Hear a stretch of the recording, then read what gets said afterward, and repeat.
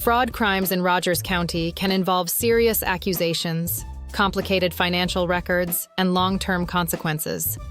A fraud allegation may begin with a business dispute, failed repayment agreement, family conflict, insurance claim, credit card issue, forged document, online transaction, or disagreement over money.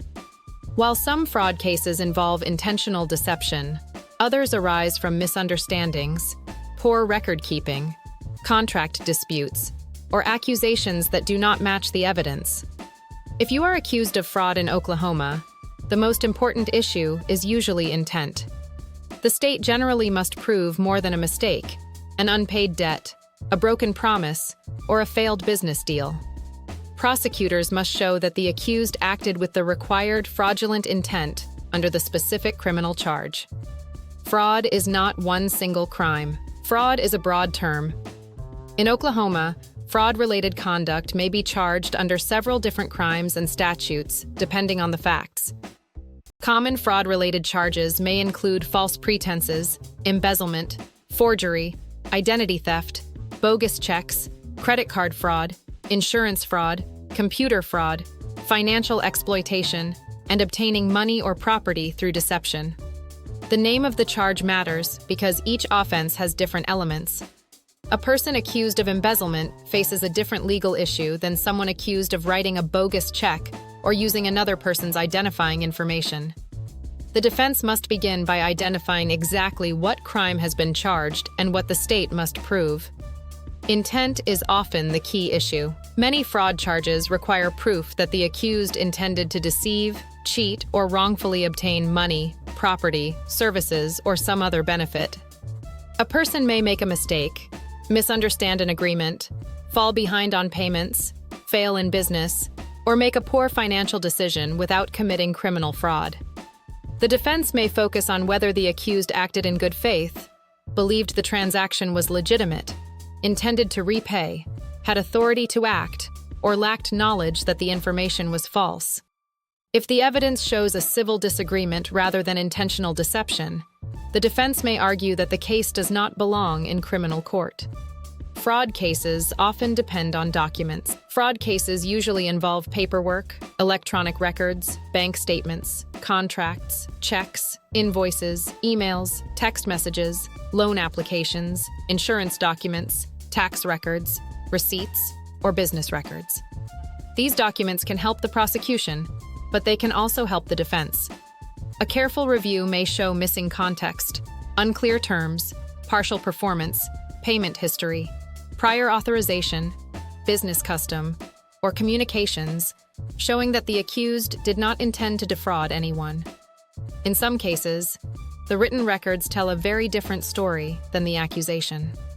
A broken promise is not always fraud. One common mistake is assuming that every unpaid debt or failed promise is fraud.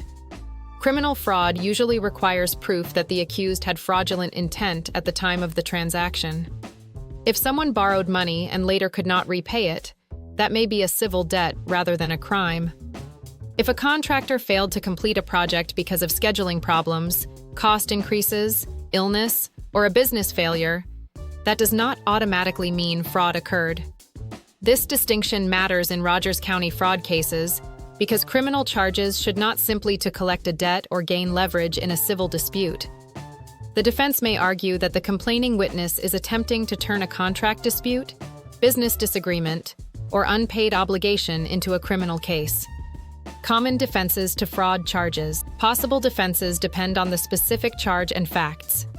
Common fraud defenses may include lack of intent, good faith belief, mistake, lack of knowledge, consent, authority to act, insufficient evidence, mistaken identity, false accusation, unreliable witnesses, poor record keeping, civil dispute, lack of reliance, lack of financial loss, or constitutional violations. For example, in a forgery case, the defense may challenge whether the accused signed the document, had permission, or intended to defraud. In an embezzlement case, the defense may challenge whether the accused lawfully possessed the property, had authority to use it, or whether the money was actually misappropriated.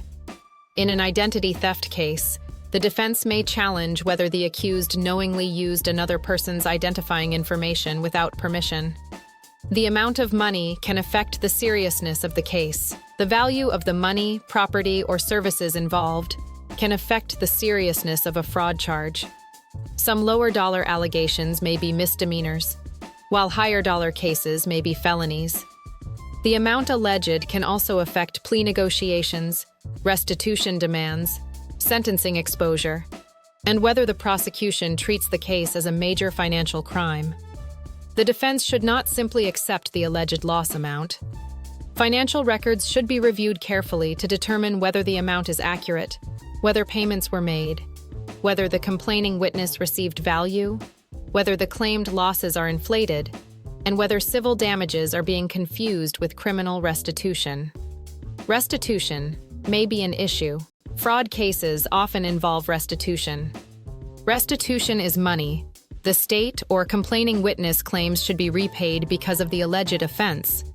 Restitution can affect plea negotiations, sentencing, probation, and the final outcome of the case.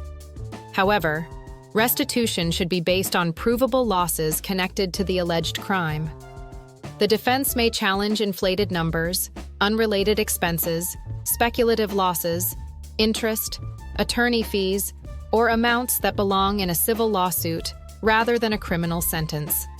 Statements can hurt the defense. People accused of fraud crimes often want to explain what happened.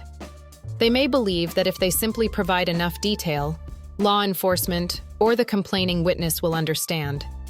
Unfortunately, early statements can be usable against you in court. Before speaking with investigators, employers, insurance representatives, banks, business partners, or complaining witnesses, a person accused of fraud should speak with a criminal defense attorney. A careful defense strategy is especially important in fraud cases because small details in documents and statements can become major issues. Fraud crimes can affect your future. A fraud conviction can create consequences beyond jail, probation, fines, or restitution. It can damage employment opportunities, professional licenses, business relationships, security clearances, housing applications, and reputation. Fraud-related convictions can be especially harmful because they suggest dishonesty, even when the facts are more complicated. Because of these long-term consequences, the defense should consider not only the immediate sentence, but also the effect on the accused's future. If you are under investigation or are facing charges with a fraud-related crime in Rogers County, speak with an experienced Oklahoma criminal defense attorney as soon as possible.